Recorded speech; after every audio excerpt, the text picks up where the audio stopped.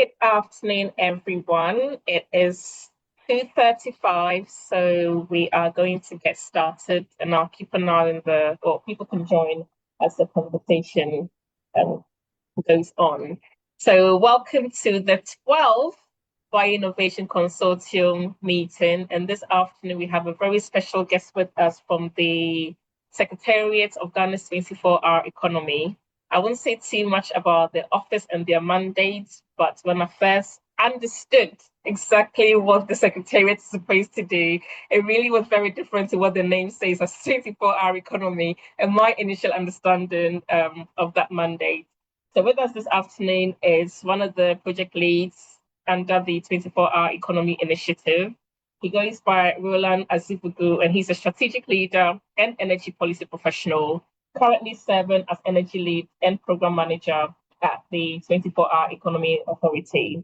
Now, he brings expertise in sustainable development, climate, finance, and extractive sector governance, combining both his technical depth with executive experience to drive high impact, nationally aligned development initiatives. Now, he holds an executive MBA in entrepreneurial management from the University of Ghana Business School, with an MSc in environmental change and management from the University of Oxford, and a BSc in petroleum engineering from KNUST, which is a Kwame Nkrumah University of Science and Technology. He is the former CEO and committed mentor. He's a Commonwealth Scholar and Presidential Awardee, recognized for his leadership and contributions to inclusive and sustainable economic development. So no wonder he is one of the project leads under this 24-hour economy initiative. And we're honored to have Roland join us this afternoon to share a bit more about their mandate, how we can all plug in, and more importantly, how best the work at the Bio-Innovation Center will be able to support the initiative and that effort. So thank you very much once again, Roland, for being available this afternoon. I will hand over the call to you, and we look forward to hearing what you have to say. Thank you. Thanks a lot for your generosity, I must say. Yes, but I can say we are now an authority, so it's 24-hour economy authority. The president assented to our bill, so we are now an authority. So initially it was a secretariat, and now it has been changed to an authority. All right. So I'll go into what the 24-hour economy is and what we seek to do, or basically our mandate, and also some of the projects that we are looking at. One of them being the Legon Pharmaceutical Innovation Hub, which I think you'll be interested in. Okay, to just give a quick background about Ghana, for those who are not from Ghana. Ghana is blessed with a lot of natural resources.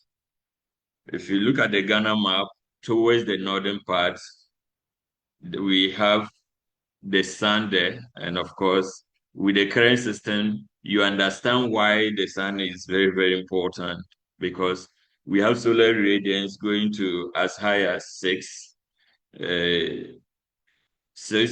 megawatts per day per square meter. And that is good for solar energy. We also have vast lands for agricultural activities. Then we have the Volta Lake, which is the largest man-made lake in terms of surface area in the world. And we'll talk about that going forward. And of course, you know our gold. Ghana is one of the largest producers of gold. In fact, currently the largest in Africa. It used to be South Africa, now it's Ghana. Then cocoa, we also follow closely with Cote d'Ivoire. And you know, the world cannot live without chocolate. So when you take your chocolate, then know that Ghana is part of it. And then we have bauxite too as well. There's bauxite, there's diamond. Now, recently, they discovered lithium in commercial quantities too. And you know the role that lithium plays in terms of this energy transition. Then we also have iron deposit, about 1.7 billion tons of iron deposit, of which about 52% iron content. And of course, there's timber. So we have a lot. And of course, we also have the the sea towards the south. So we are blessed with a lot of resources, but unfortunately, we've not utilized that to develop. So we look at what the overview of the 24-hour, why the 24-hour in the first place, and the things that we intend to do. The 24-hour economy started with the current president's campaign message to Ghanaians. And he was also trying to solve a problem that Ghanaians are facing. And one of it is unemployment. So he came out with a policy, and these are his exact words, which we usually use, that the 24-hour economy is more than just a policy. It is a catalyst for industrialization, export promotion, and then job creation. So when we were tasked to develop that, the 24-hour, our boss, Honorable Bizitano, then we need to take each of these words from the president and see how we can structure them. Industrialization. The first president of Ghana basically tried to industrialize Ghana. So if you look at a number of factories, they were basically set up during his regime, including the Akosombo Dam. And Akosombo Dam currently supplies about 1,020 megawatt of electricity for the Ghanaian economy. So he tried to industrialize, but along the line that was abandoned. Then export promotion. Most of our goods basically go cocoa and then other minerals. They usually export them in the raw form, so we don't really get value for it. And like I said, a lot of Ghanaians graduate and there are no jobs for them. I was one of them. So I completed 2018 with a very strong first class, but no job. So we have to apply for further studies. And I was fortunate to get a full scholarship to Oxford for my master's. A number of us, especially the bright ones, they get scholarships, they go to UK, other countries, and they don't come back to Ghana because they don't get decent jobs or there are no even jobs for them in the first place. So they prefer to live outside. And when I was in UK, we actually had some colleagues who had PhD and they were doing warehouse job. So if you look at it, you leave your country, you go to other countries to seek job, and then you have to abandon all the knowledge that you acquired just to survive. So the president is passionate about that. He said it is about building an economy that works for everyone every hour of the day. So we are looking at building systems that will benefit everyone, gender-wise, irrespective of whether someone is physically challenged or not, irrespective of age, it must be what inclusive. And we are looking at this is where people always focus. They just think that 24-hour is about working 24 hours, but it's more than that. As you can see from the president definition of 24-hour economy, industrialization, then export promotion, and then job creation. Those are the main targets. Now, when the current team led by Honorable Gizitano when they were tasked to develop this. Then, of course, we need to acknowledge that there are a number of things which were not right. So we need to change that. So we came out with what we called our theory of change. And that is Ghana's economy is structurally deformed. And of course, I explained that we have almost all the resources that we need, yet we are not developed. So it means our economy is deformed. Classical example is Ghana has been to the IMF for 17 times. 17 times. So that should tell you that there's something wrong.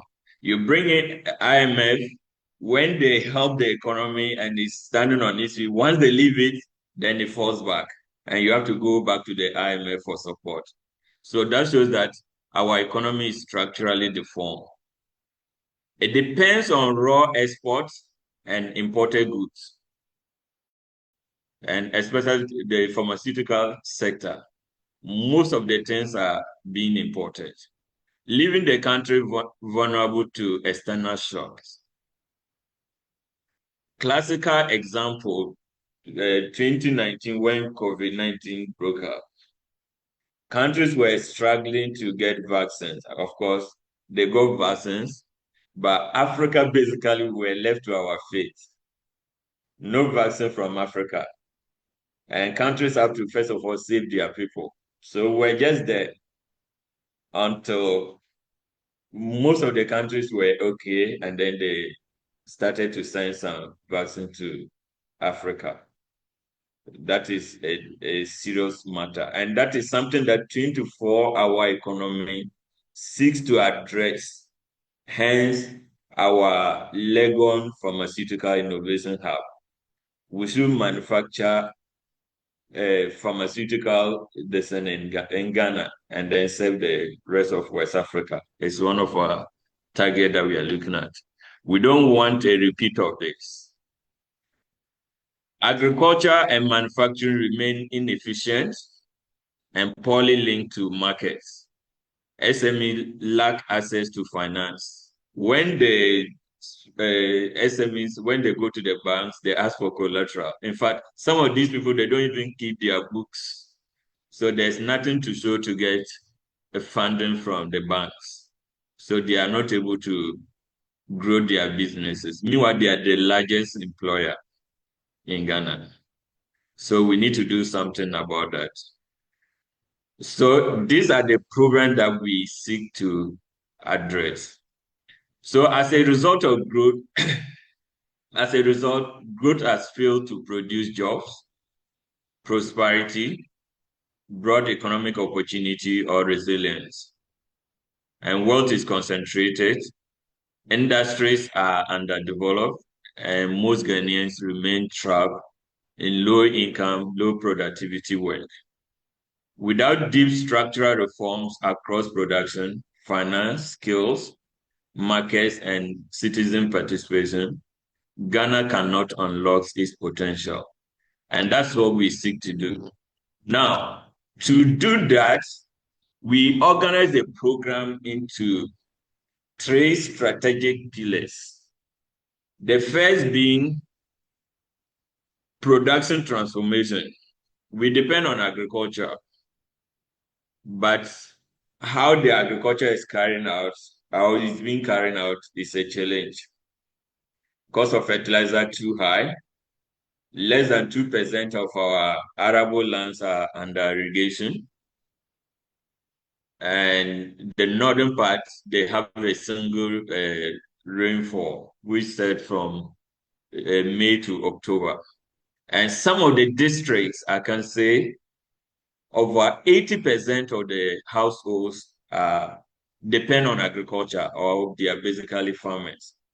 So if you have 80% of your people depending on agriculture and they can only have an activity from May to October and nothing else to do, then that becomes a challenge.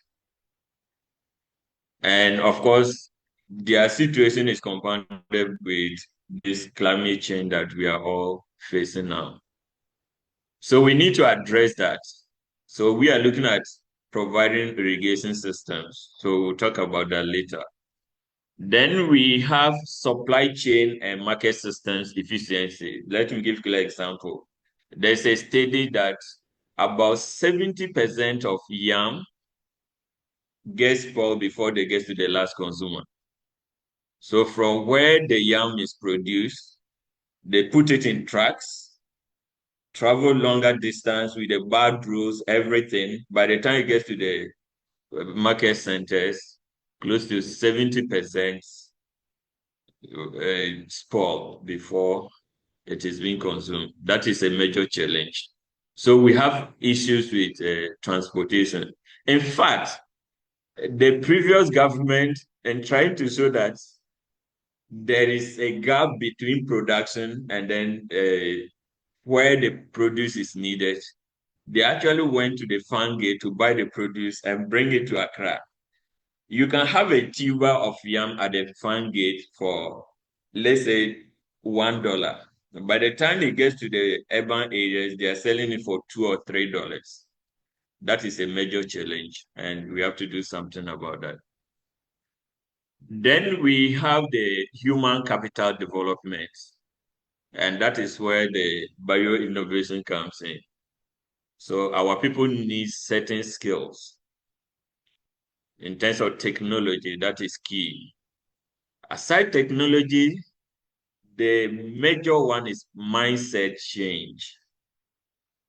There's, of course, we all know it. There's something they call African time. It's a major challenge for Ghanaians. You have a program at 2, by 2:30, people are now coming to the program. So we are also working on that. People need to change their mindset. The same Ghanaians, when they are in UK, they attend events on time. When they are working in other countries, they conform and they do well. So it means there's something wrong, and we are trying to change that as well. So we organize the program into 8 sub-programs. Grow 24, which is basically the agricultural transformation. Under this, our target is to bring 2 million hectares of land under irrigation. And we organize the 2 million hectares into what we call agroecological parks. We want to do things differently. We want to apply nature-based solutions, agroforestry, organic farming. So the activities that we want to know, we need to preserve the ecosystem. Biodiversity is key for us. So hence we call it agroecological parks. And a park ranges from 20,000 hectares to 40,000 to 60,000 hectares. Every park comes with farmer service center, housing, health facilities. Then there should be IT training facility there. There should be agro processing, of course, the farming activities itself. So we don't want people to commute longer distance for farming activities. And of course, irrigation systems. Back with that is energy. We want affordable, reliable, and sustainable energy for our parks. Hence, our energy mix, which I lead, basically depends on renewable, strictly renewable. Wind, solar, with battery storage system. Then we are looking at biomass, waste to energy, mini hydro, biofuels. So basically, that's what we are using as 24-hour for both our industrial parks and then agroecological parks. Make 24 is basically to manufacture. That's the manufacturing part. Like I explained at the beginning, we need to industrialize. People cannot do 24-hour service or jobs if there's no serious manufacturing. So we are targeting that. Then we have no 24. I was in the UK. Seeing that There are a number of houses built with bricks. Ghana, we have clay, which is good for bricks in all the 261 districts. It simply means everywhere you get a clay. Unfortunately, Ghana depends heavily on concrete blocks for building. Because of that, housing is very, very expensive. And I'll give an example. Government of Ghana tried to build what they call affordable housing. By the time they finished, two-bedroom was $70,000. Most Ghanaians earn less than 5,000 Ghana cedis a month. If you expect them to buy a two-bedroom for $70,000, that would never happen. So at the end, the houses were not affordable. And according to the UN Habitat definition of affordable housing, no one or no household is supposed to use more than 30% of their income on housing.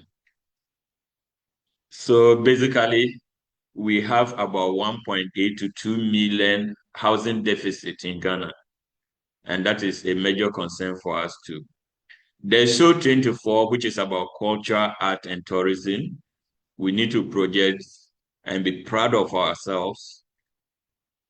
So we are also promoting that. Connect 24 to solve the issue of where we produce and where the goods are supposed to be consumed. So under Connect 24, the major flagship program is we are opening up the Volta Lake for transportation. In fact, the first president, when he constructed the Akosombo Dam, it was one of the things that he envisioned. The lake runs from the south to the north, about 450 kilometers, and it contains 32 trillion gallons of water. It's huge. So why are we not using it for transportation? And we need to construct roads with maintenance yearly. So we want to connect that for transportation. And within the lake, on both sides of the river, 10 kilometers, that is where we organize our agroecological parks as well as the industrial parks. So whatever we produce, then we transport by the lake. Fund 24, we need money for all of this, so we have Fund 24. Then Aspire 24, which is where it's also part of the bio-innovation stuff. So equipping Ghanaians, entrepreneurs, producers, and workers with digital, technical, and vocational skills for an industrial, innovative, and then globally competitive economy. Of course, we don't need to reinvent the wheel. The tools are already there. We just need to get the tools and use them. So we are not saying that, oh, we are going to invent AI, we are going to do this, we are internet, all those things are available. So it's just about training our people how to use those ones to basically innovate. Because if this is vibrant, it will help us to solve the unemployment issues. Then the last one, Go 24, how we mobilize Ghanaians to buy into the vision. That is what we call Go 24. So basically, our mandate and what we intend to do within the 24-hour economy. The presentation is long. I only have 30 minutes. So I think I'll move to the pharmaceutical park, which is what you're interested in. There's a lot to say about the program, but we don't have enough time to talk about that. So I'll just focus on the Legon Pharmaceutical Park. Yes. So the Legon Pharmaceutical Innovation Park, that is a national flagship park driving pharmaceutical, self-reliance, and then industrial innovation. And it's being led by the University of Ghana. Now, we've changed this number because we've gotten a lot of interest from investors. And they say, why 100 acre? They need 2,000 acres.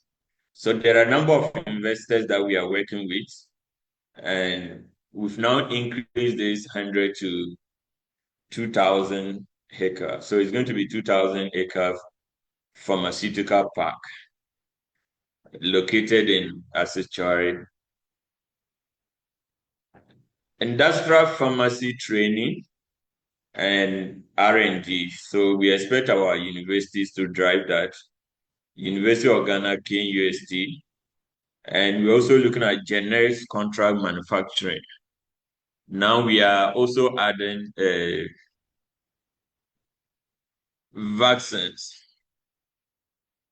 And let me just give this. Ghana, we have about 1 million childbirths every year. And you know the number of vaccines that every child is supposed to go through. So if you look at that, there's already demand. We import all of that into the country. So as part of our mandate, we want to bring investors who are interested to set up within Ghana, manufacture the vaccines, and then basically we'll patronize them locally. And if there's excess, we'll export to the SAP region, Burkina Faso, Mali, Benin, Togo, yes, even Nigeria. We can do that. So we're also looking at API manufacturing, general pharmaceutical products, and we organize this into special purpose vehicles. And we are looking at EPC plus I, that's investment partners.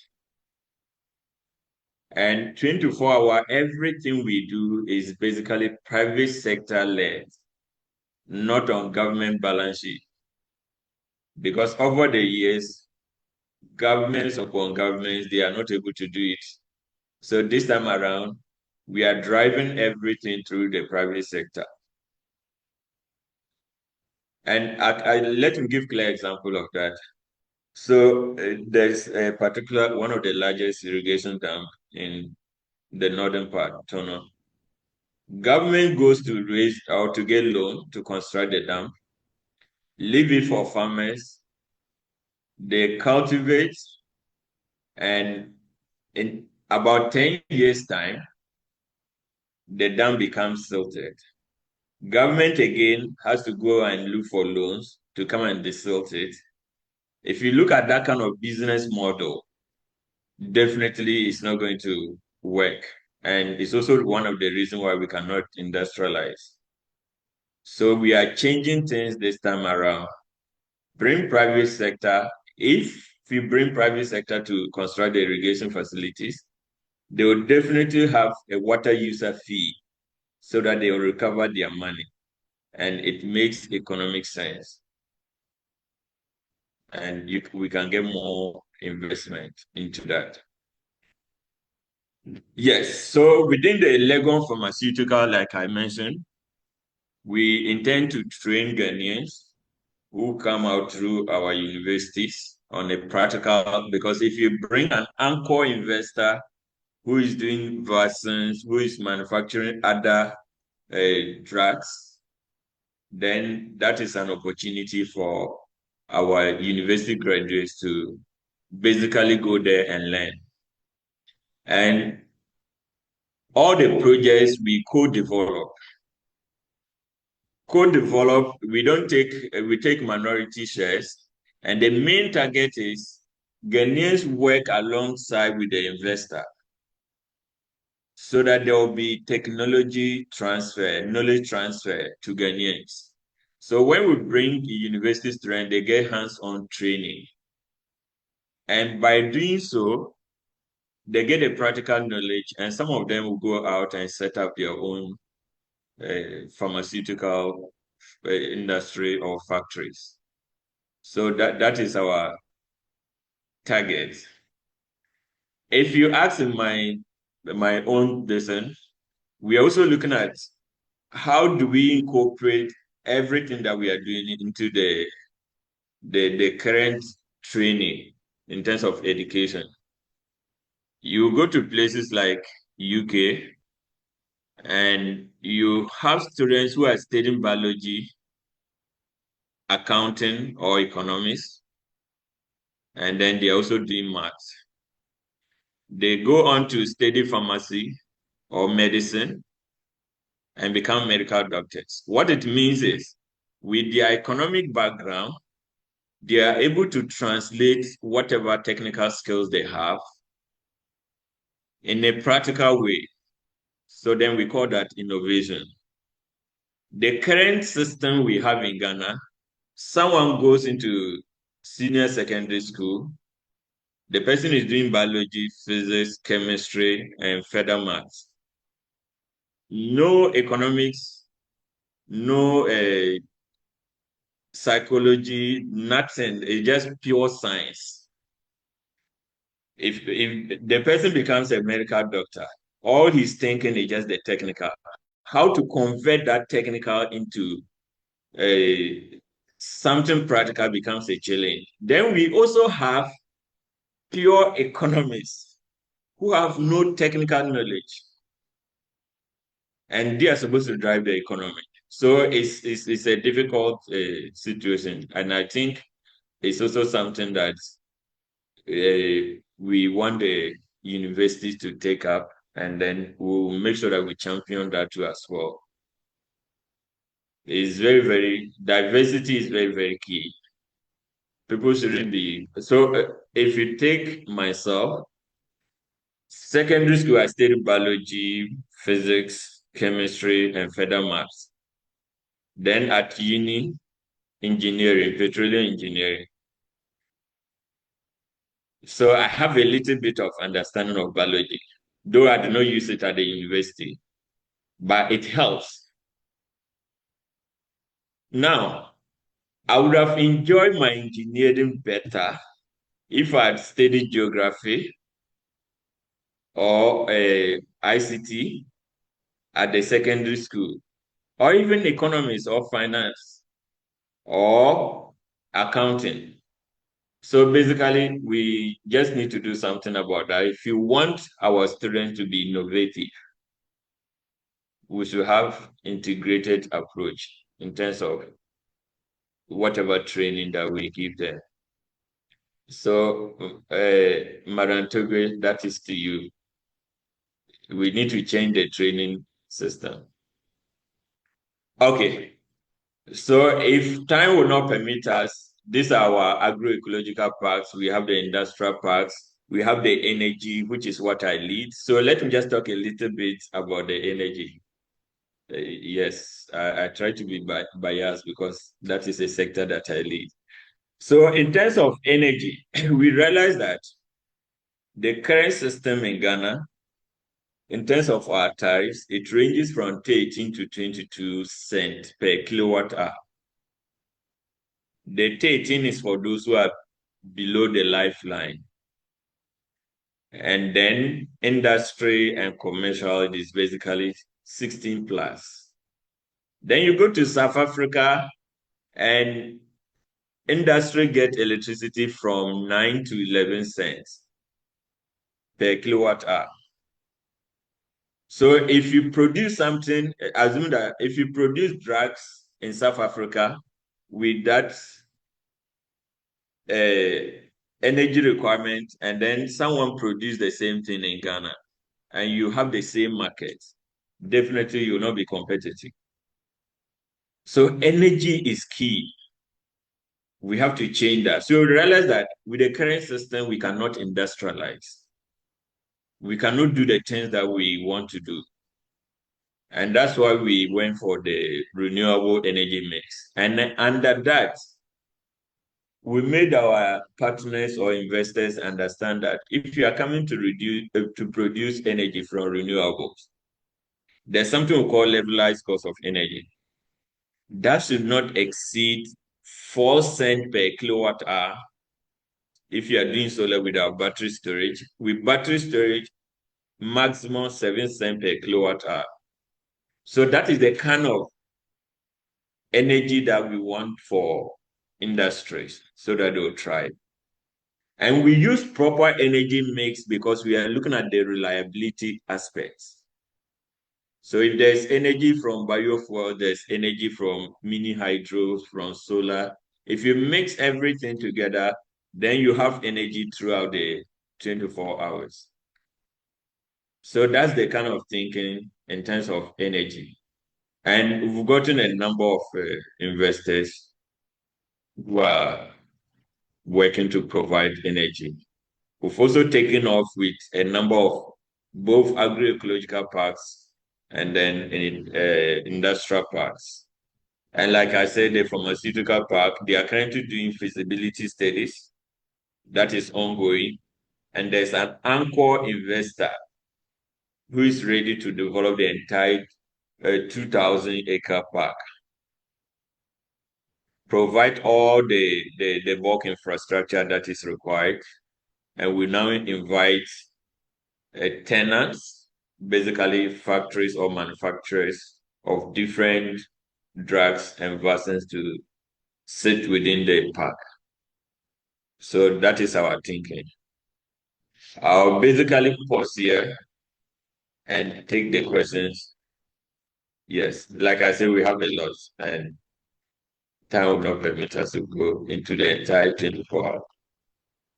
All right. Thank you.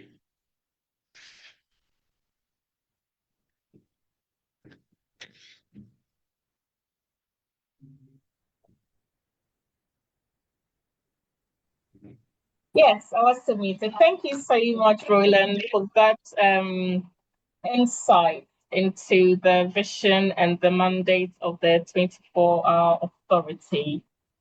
Before I say any further, I would open the floor for questioning.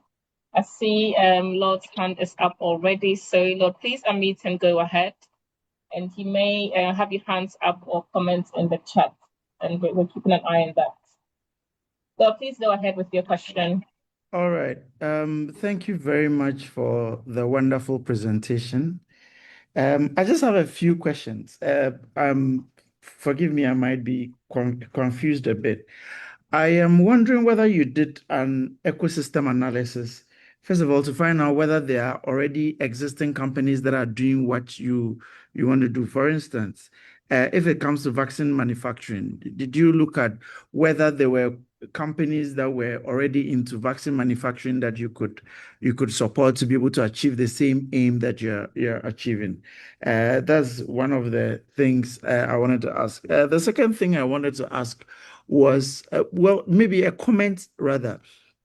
If you have a facility, a manufacturing facility that already has international certifications, for instance, and then you are, say, to move to a place like the Legon Park, the pharmaceutical hub, what that means is that you have to lose your certifications for the facility that you already have, because those are facility specific. So if you're moving to a new facility, what you do is that you have to go through the whole process of getting these approvals.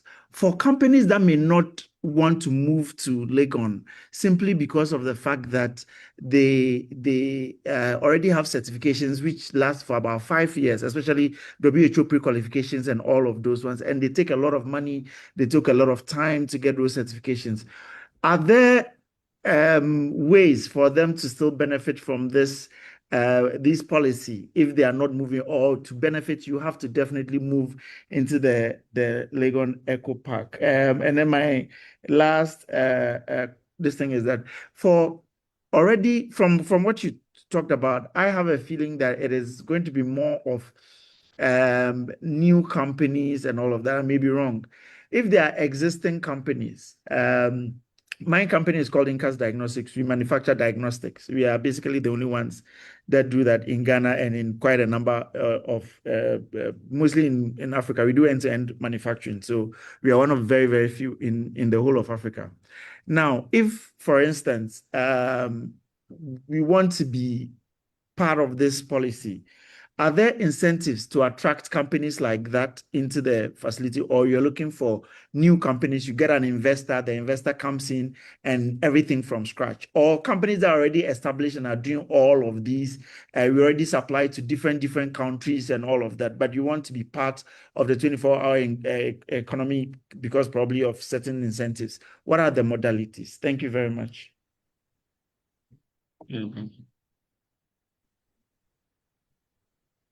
Okay. So to start with the first question, the answer is yes. We look at the existing ecosystem, and what we are doing is we are not just starting from ground zero. We are saying that we are organizing this, one, to reduce costs, to make whoever sits within the park competitive. And like I said, the anchor investor is coming to develop the park. Then we now have Ghanaians or existing companies together with new companies. They sit within the park.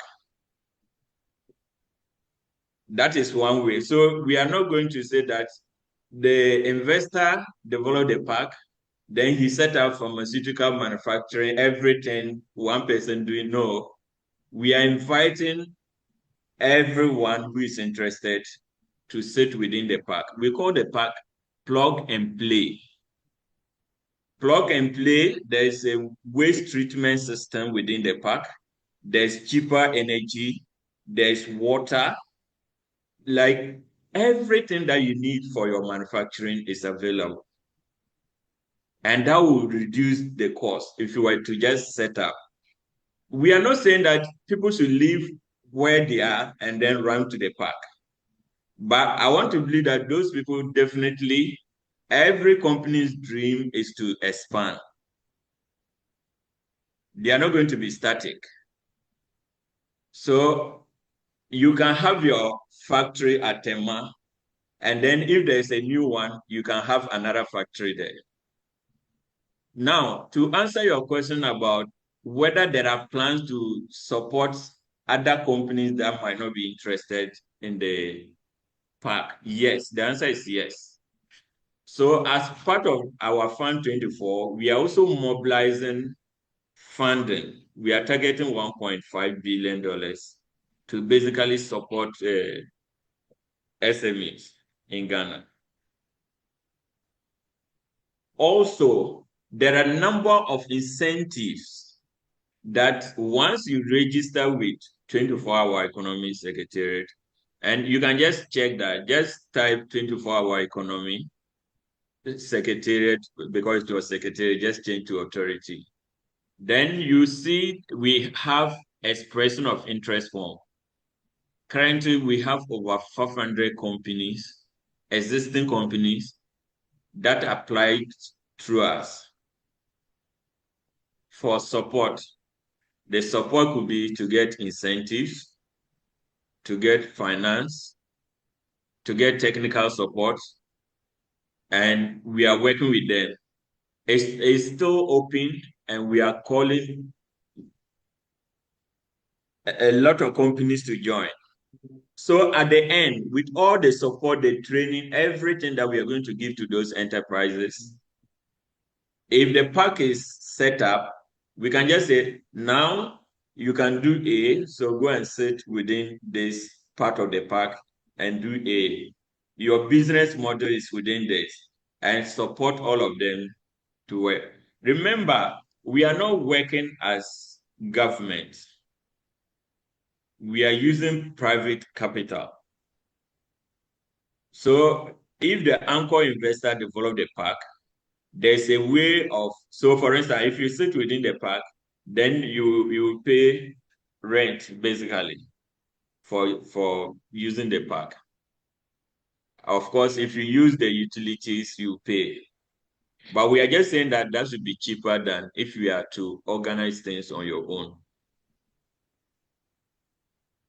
Also, if you apply through us, the same energy that we are producing, because currently we are targeting 2,000 megawatts of additional electricity to the national grid. And we are in talks with the energy sector players to basically let our partners, that is those who apply through us, tap the energy at a particular rate, not the current system. So that is an incentive for someone who is not even within the park.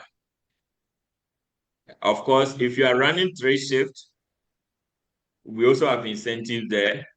If you are doing double shift, you have 25% reduction in corporate income tax. If it is triple, then you have about 50% reduction. And there are a number of incentives that we are working with currently with the finance minister to finalize.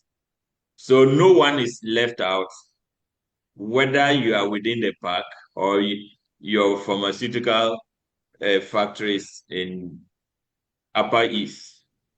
Once you apply to us, you get the incentive. Our incentives are automatic. Previously, you need to negotiate or know someone to get some tax exemptions. For us, we have our criteria. Once you meet that criteria, automatically you get the incentive. For instance, you are importing equipment to manufacture pharmaceutical or medical stuff. That should be tax exempted. It's not like you negotiate on that. It's automatic. All the incentives are automatic. Once you meet it, then you get the incentives. So no one will be left, and we are not forcing people to leave and then come and set up within the park. Remember, we want to increase productivity, we want to create employment. Expansion is key, and then also export. Okay. So thank you very much. Professor Lee's hand is up. Lee, please go ahead. And if there was any follow-on questions to the answer Roland gave, the chat's open or you can put your hand up again. Thank you. Great. Well, first of all, thank you very much for this really informative presentation. It was very helpful for me to understand better about what the 24-hour economy, the vision of the 24-hour economy is. Of course, I'm on the faculty at Northeastern University in Boston, and over the last few years, we've been partnering with Academic City University for a number of reasons. But one is that we share a vision that there would be huge advantage to developing a biomedical device and an instrument industry in Ghana with companies that are formed in Ghana with the great human resources that already exist there. And as universities, we're trying to develop training programs which are appropriate for fostering that sort of vision.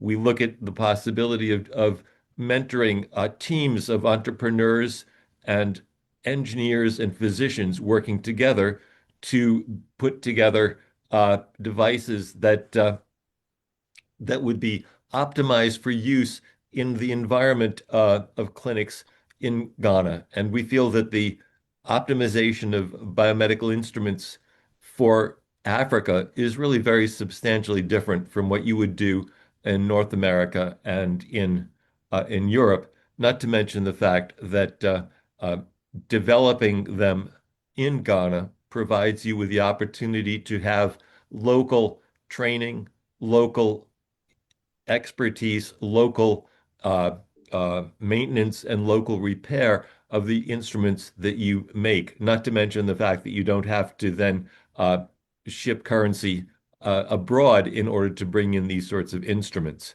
That said, the question I have is with regard to training, with regard to the development of human resources, are you working with universities in Ghana, and how are you fostering the development of the human resources that you think you're going to need for the 24-hour economy? Good. Thank you. Thank you. And your description fit perfectly into what we are seeking as 24-hour. We want the things to be manufactured there.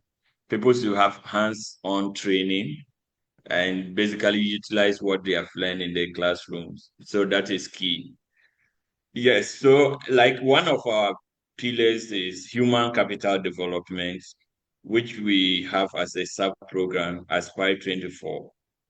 So, Tawi, you met Samlara. Samlara leads the Aspire 24, and her task is basically to develop the skills, the training that we need for all of this. People ask the question, if you say you are creating 1.7 million jobs and you are bringing renewables, so for instance, biofuels, do you even, of course, there are university programs, but are they renewables? Just like you also explained, we need training for that. What we are saying in Ghana is, in terms of the classroom knowledge, because the programs are open, our university students have that.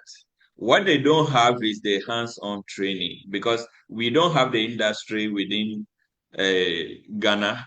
Of course, we have, but not to that scale for all of them to have the opportunity to get the practical knowledge. So we are working with the universities. For that one, I can assure you, if they have not gotten to academic city, but I guess because it's Sam Lara who linked me, so I guess she has connected with you. So we are working with the universities. And one thing we told our investors is we have the human capital in Ghana. So when you are coming, most of the people, and usually we say 90 plus, who will be working for you should be Ghanaians. And they agree to that. So because our program is simple. If we have the industry, for instance, if we have that pharmaceutical park and you need to manufacture clinical equipment or whatever, or vaccines, and people can easily set up because there are some entrepreneurs. One, if you want to manufacture, let's say, some particular drug, you need to go and acquire land. It's very difficult to get lands in Ghana. In fact, you can buy your land, then you go to court for more than 2 years to clear the land. That comes with a cost. Then after getting the land, as a young entrepreneur, then you now need to see how you get your water into that place, how to get electricity. Where would the people who will be working there stay? A whole lot of that. If you need to construct road to that particular distance, that makes it difficult for younger entrepreneurs to survive or to start. But if you have all of that in place, the capital that I need is just, I'm coming to manufacture something, and that is what I'm just coming to do. Then it makes it easy for people to enter. Once that is working, then the training that we seek, like I said, the training we seek is that practical and innovative training. The people work with the equipment, they work with the machines, and then they know how to do it. Not to learn from the books. We have that situation in Ghana. People can recite whatever you give them. But when you bring the equipment before them, some of them, they just have no idea. That is the kind of problem that we want to solve. So basically, we like your concept and we definitely like to work with you. Setting up your training center or whatever within the park is something that we will definitely welcome and would like to partner with you. And I can assure Academic City, if Sam Lara has not reached out to you, to definitely reach out to you. So we told the investors that we have fantastic institutions. Ghanaian universities are doing well. Their only challenge is the practical aspect. So once you come and then you allow the people to work, they get those skills.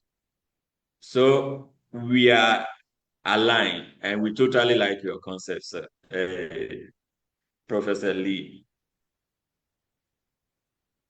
Thank you very much.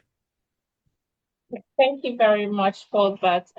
Francis had asked if, okay, Francis, your hand is up. Please go ahead. Speak for yourself. Oh, Yes. no, go ahead first.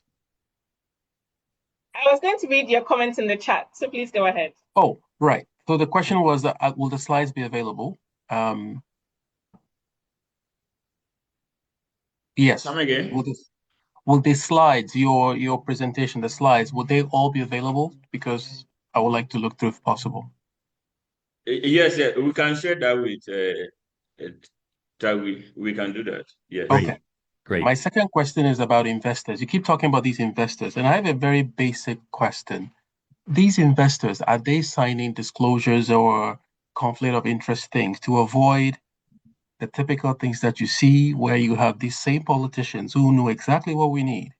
They go back now and they form these companies just to, come in and get these incentives. An example is if you're importing equipment, you get a tax exempt. I can just see it. Okay, somebody suddenly they're doing something not related to this, are getting all these tax exempts, and that is exactly what happens. So are there disclosures and things like that to avoid what we saw in one district, one factory? Not to put you on the spot, I just want to make sure. Okay, thank you.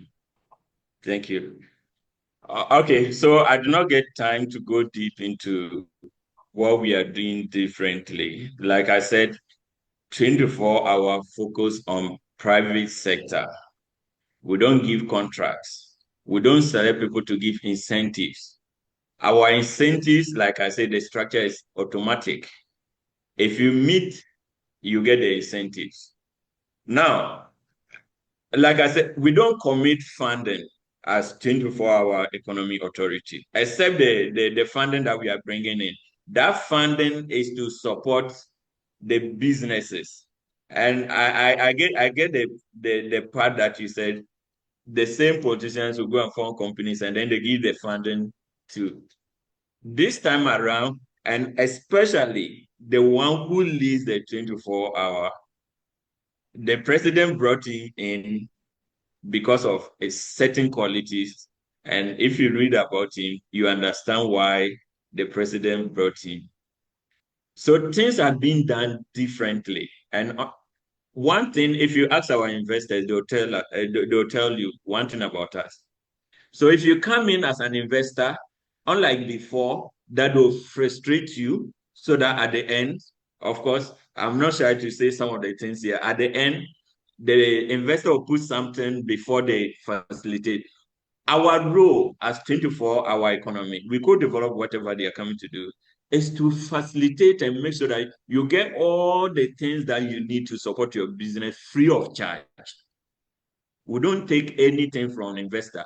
And we give ourselves, if you ask for information, within 5 to 10 days, you should get that information. So we are doing things differently. We don't frustrate people. And that's why we are getting a lot of investors who are coming in and they like the system. Our leader is the presidential advisor.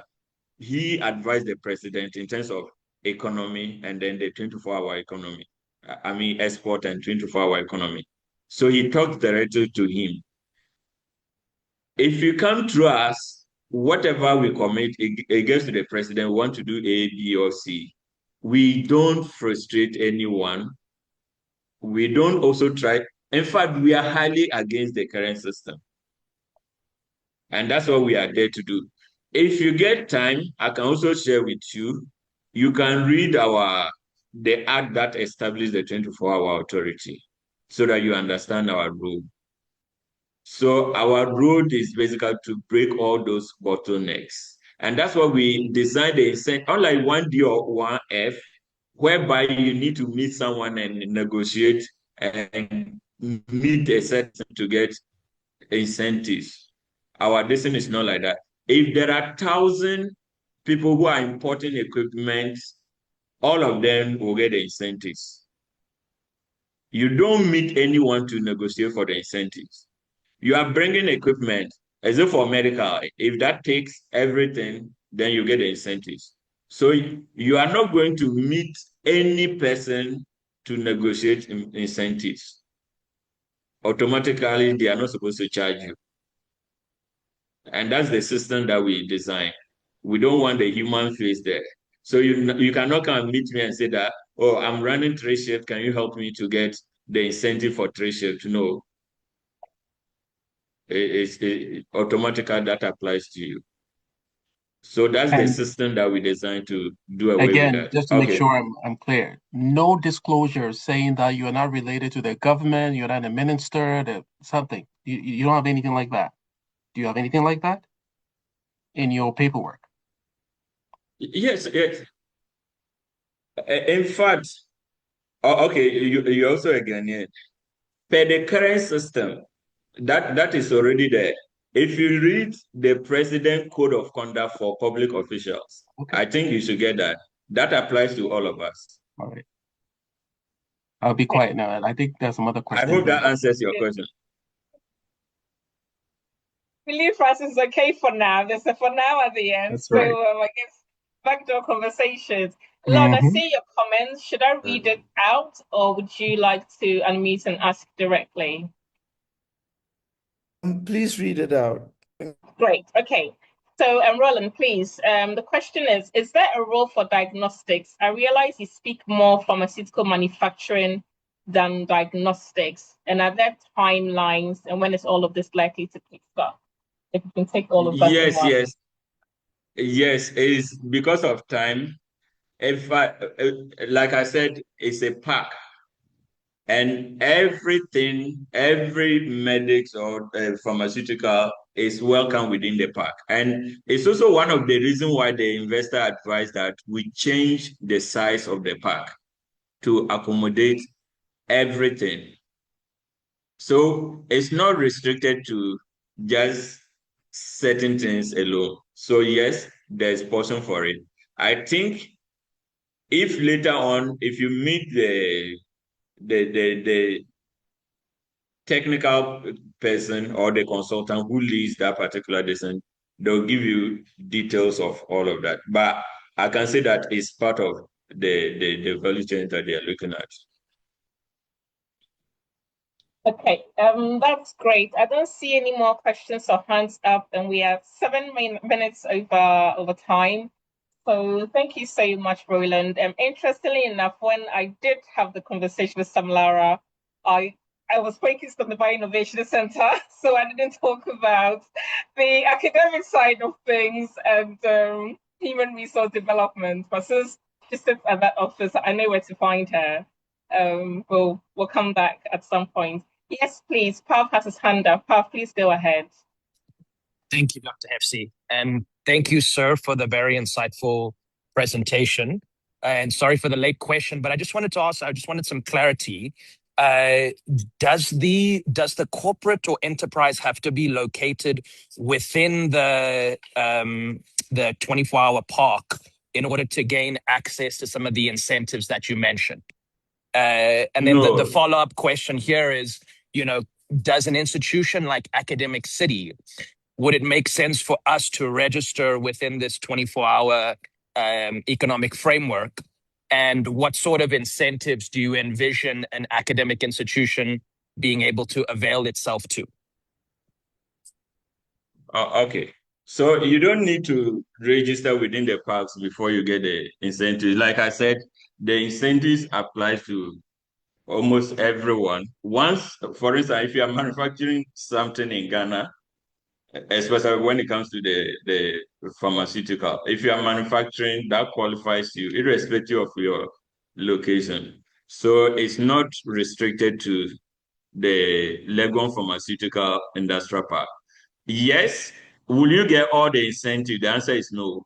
Like because I gave a number of incentives constructing the road, the housing, the internet connectivity, wastewater treatment, everything. If you are doing that as a standalone, then it means basically you not get those incentives. But in terms of the other incentives, you will still get that.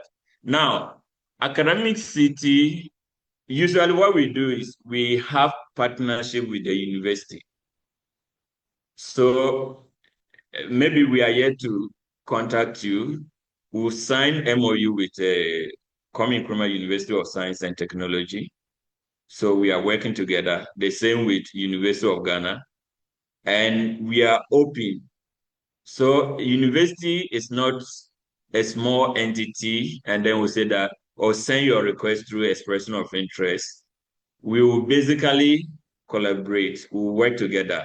So what we usually do is we meet and then we sign MOU that these are the areas that we are going to collaborate and work together in that regard. So I think we can engage more, and then we'll have that kind of partnership. But of course, you can also just send us a standalone proposal through our expression of interest. You can write to us that you want to engage us through ABC, and then we'll take it forward. And like I said, our team will still reach out to you. So I'll talk to Sam Lara to reach out to you, and then we'll have that kind of collaboration or partnership. Okay, thank you, Does that sir. answer your question? Yes, thank you. Thank you very much, Paul, for that clarity. So Roland, before we round up, timelines. When is this all supposed to start? What timelines are you looking at? Another question from Lord from earlier. Okay, so I'm just focusing on the pharmaceutical. So currently they are doing feasibility studies. We have contractors who are on the field, and they are doing feasibility studies. In terms of the anchor investor, he's also coming, because once they are done with the feasibility study, he's coming to start. So he's coming with the funding, like everything that we need to develop the park, and it's something that he has done it. In fact, that strategic investor, he developed about 6,500 pharmaceutical industrial park. So it's something that they have been doing, and then they are interested. It's an Indian company. And so in terms of timelines, we are starting, or we've started, because after feasibility study, then the process will continue. And in finishing, within 2 years, we should be able to complete the whole park. According to the investor, 24 months, they can develop it.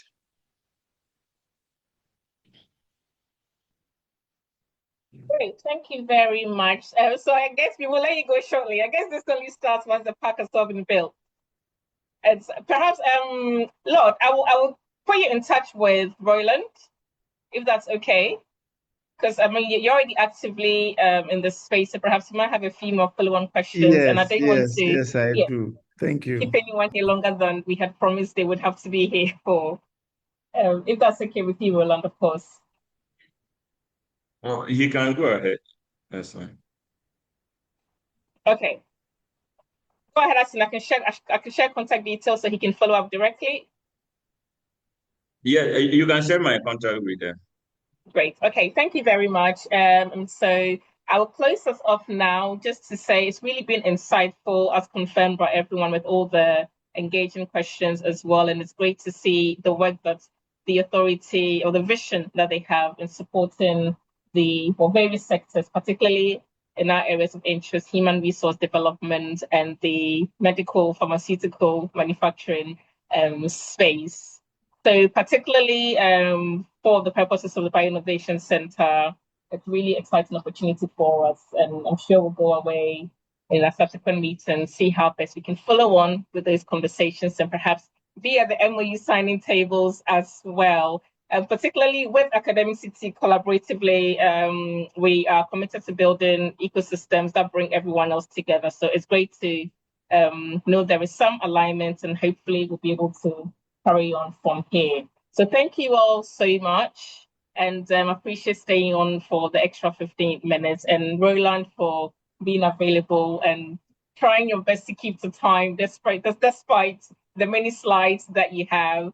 And so I will share the contacts and follow-up email for those interested. And you definitely hear from us again, and I will definitely be coming back to Sam Lara, because I wasn't sure exactly what office she was in.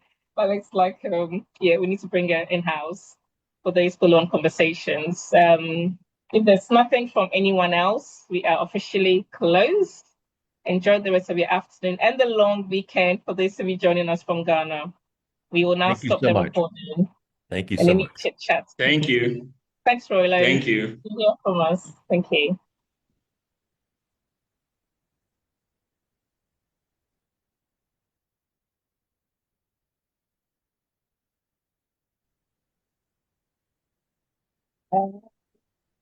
Are we going offline to reconvene as usual next week? I see the time. I think And then, so. I think yeah, I think next week at the same time, same place. yes, we'll be here. And